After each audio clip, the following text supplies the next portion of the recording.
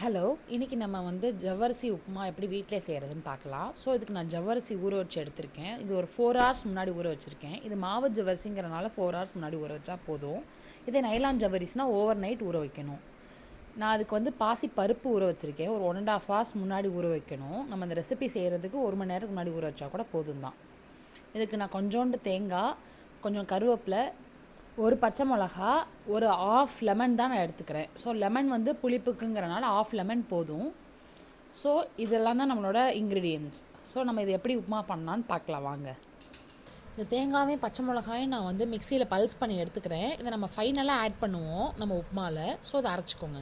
கடாயில் கொஞ்சோண்டு தேங்காய் எண்ணெய் ஊற்றிக்கலாம். 1 டேபிள் ஸ்பூன் தேங்காய் எண்ணெய் ஊற்றியாச்சு. அதில் 1 டீஸ்பூன் கடுகு போட்டுக்கிறோம்.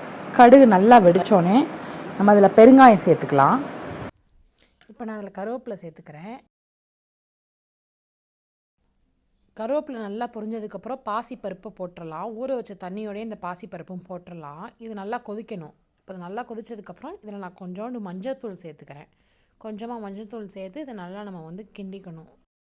இப்போ நம்ம பருப்பு இந்தளவுக்கு வந்துருச்சு. இப்போ நம்ம ஜவ்வரிசி ஆட் பண்ணிக்கலாம். நம்மளோட எல்லா ஜவ்வரிசியும் இப்போ ஆட் பண்ணிடுறோம். இந்த ஸ்டேஜில் இந்த உப்புமாக்கு தேவையான அளவுக்கு உப்பு நான் இதில் சேர்த்துக்கிறேன். இப்போ இந்த நல்லா இந்த உப்புமா வெந்ததுக்கப்புறம் நான் அரைச்சி வச்சுருந்த தேங்காய் பச்சை மிளகாவை நல்லா அதில் சேர்த்துக்கிறேன். சேர்த்துட்டு நல்லா அதை வதக்கிக்கிறேன். நல்லா இப்போ ஹீட் எல்லா இடத்துலையும் ஈவனாக வந்து ஜவ்வரிசி வெந்திருக்கணும்.